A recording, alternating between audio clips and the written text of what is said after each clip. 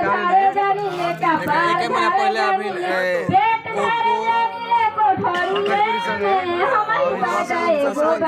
tractor से खेत रोटरे में मिलबे ना कोई हम यही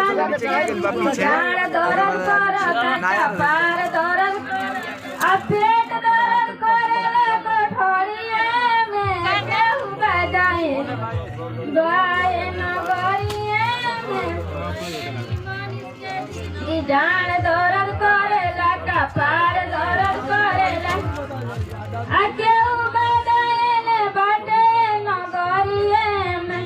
कोहेले राहुल भैया डाल धारे जानी ले कपार धारे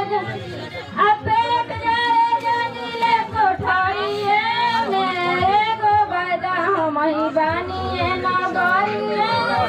खोल के देवेला उलट के खोल के उलट के उलट के खोल के पेट धारे